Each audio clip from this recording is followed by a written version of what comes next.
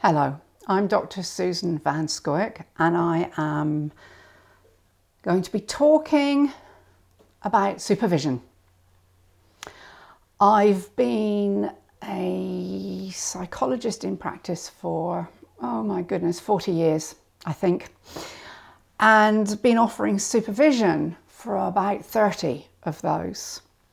I've undergone a number of different trainings over those decades in supervision.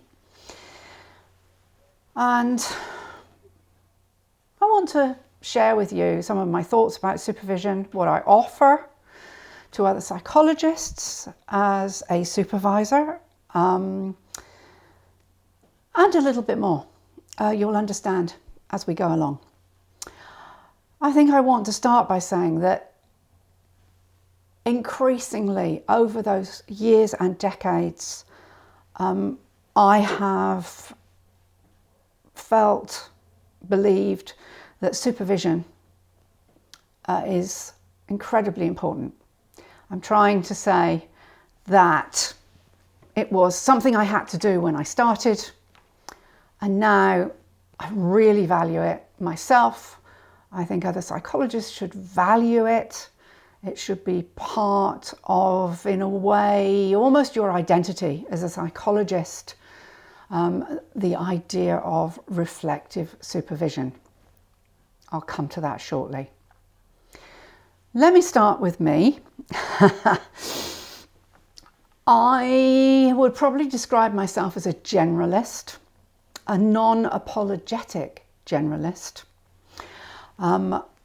Over those many years, I've developed a wide knowledge across a number of different psychological approaches, across a number of the problems and difficulties that clients, patients present with. I've worked in the NHS, I've worked in private practice, I've worked for emergency services, I've worked in the court system, and I've also worked as an expert witness. They have all built on my understanding of what's going on, which is why I said a generalist, not an apologist for that. I think it has given me a richness of thinking. I also would describe myself as transdisciplinary, in that I have an interest in subjects that are often not considered by psychologists. Consciousness, sociology, philosophy, politics. Why are these important? Why is biology important to have at least a basic understanding of? Neurology. Why are these important? Because the people who come to us for help are often really coming to us with the big questions of life. And certainly in my experience, it's rarely that they present with, I can't go shopping, and nothing else. And we work on a behavioural approach and nothing else. Maybe it's me and the way I think, but people are unable to do things, unhappy about what's going on, struggling with their mental health because of a whole multiplicity of things that are happening, either influences on them, their own personality, but it's not just them. And I find that it really is helpful to widen my thinking. I have been recognised. I've received an award now as in my role as trainer and supervisor. This I am very proud of, and I'm aware that this is for my provision of reflective supervision, not management supervision. I can do that, but that is not what I offer to others. if you want to come and see me, it is reflective supervision, which I'm going to describe as a regular collaborative reflection between me and the person, the psychologist, therapist that's coming to see me, that basically builds on your thoughts, feelings and values. It's an awareness of yourself as well as an awareness of what's going on for your client or patient. And it's my role to help you to answer your own questions and provide the support and sometimes the knowledge as well to guide you to make, I'm going to call it informed decision making about your treatment planning, about your formulation. So why is this important? This is very different from management supervision because this is not about how many sessions you're going to be able to have with somebody, how long is your waiting list, etc. That may come into the discussion as well. I'm not excluding it, but it's not the focus. And it's definitely not really a manualized approach to either supervision or for you to provide manualized therapies. Why is this supervision important? Again, it ensures a quality of provision in the service to others. It keeps you up to date in your practice. And in addition, it challenges you. You should be comfortable in saying and asking yourself, what don't I know? What am I not seeing? And challenging yourself. It's stimulating. It stops us becoming stale and ultimately failing both ourselves, our values, and failing the client.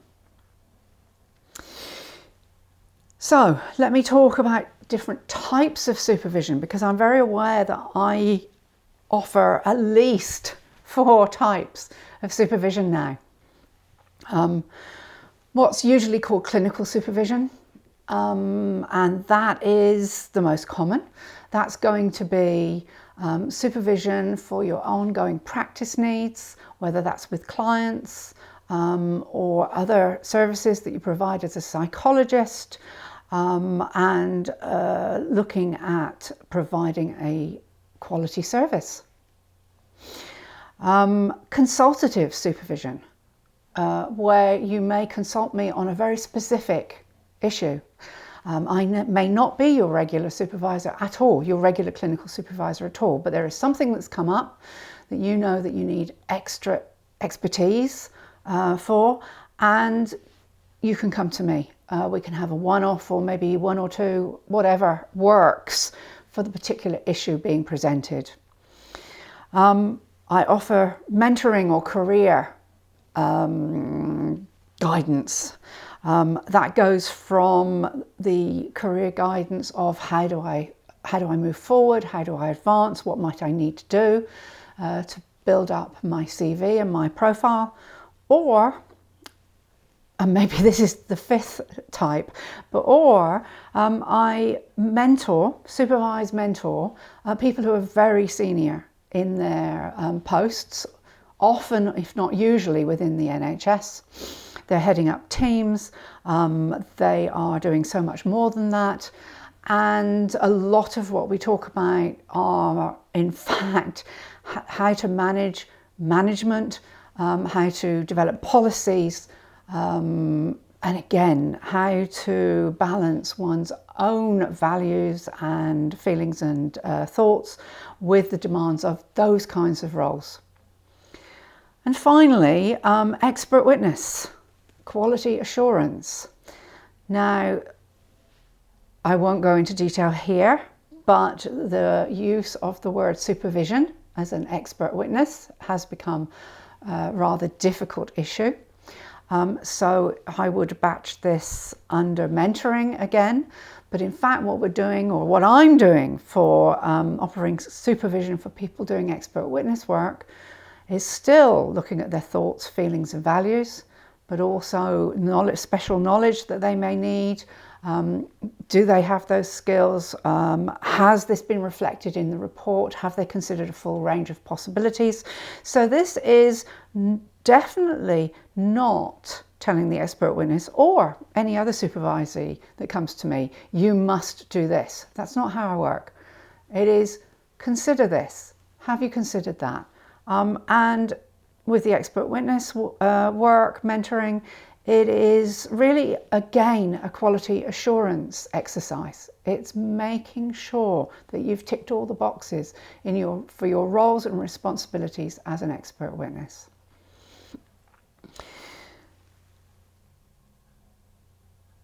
Okay, next, so moving on from types of supervision into a particular role that supervision may play in disciplinary hearings. At some point or other in our careers, it is unfortunately highly probable that you will receive a complaint. It may be an informal complaint to yourself directly. It may be the one that we dread, the formal one to your professional association. And supervision is such an important part of being able to deal with the complaint effectively and safely, for that matter. Two parts to this. First, if you are in regular supervision with a recognised psychologist and supervisor, that will help enormously no matter what the complaint is. So, awful to say, but it can also help as a defensive measure.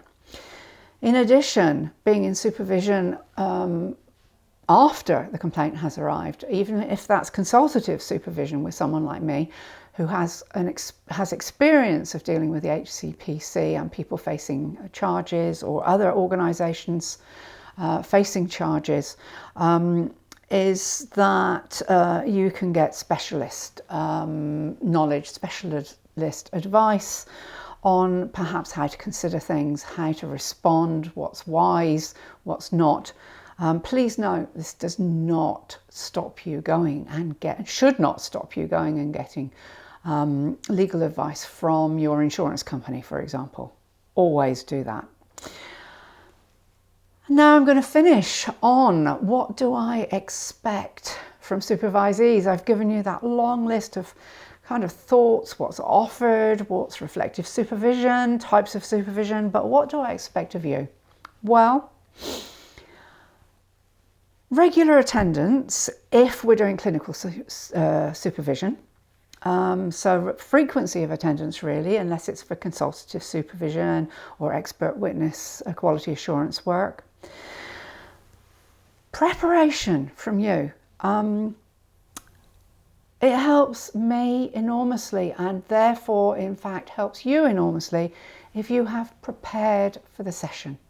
If you think about what are the things that you want to bring, what are the questions that need to be considered between the two of us when you come along. I mean, bluntly, it's a waste of your time and money to spend the first 15 minutes kind of trying to search through your mind, thinking about what it is that's been happening. Think about it before you come to the session. And finally, I can't believe I have to say this, but online, doing this from an appropriate location where you are in private. This is confidential information about clients, patients, your work, your management, whatever's going on, and it mustn't and should not be overheard. That's really unacceptable. So calling in from a coffee bar or wherever, no, it's not on. I'm not going to actually continue the session. Disasters happen. I recognise that. I'm going to tell you that if you are shut in your own car and you have Wi-Fi and you can do your session from the privacy of a car, yes, I'll be flexible. I locked myself out of my office once and had to carry on doing just that from my car. So I'm human, but I want us to be sensible about doing supervision. So that's it. I'm sure I'll think of something later, but that's my list. That's what I wanted to say about supervision, what I think it should be, what I offer, and what you can do to contribute to benefit the most from your supervision. Feel free to contact me, and I can answer any questions and provide any information that you want.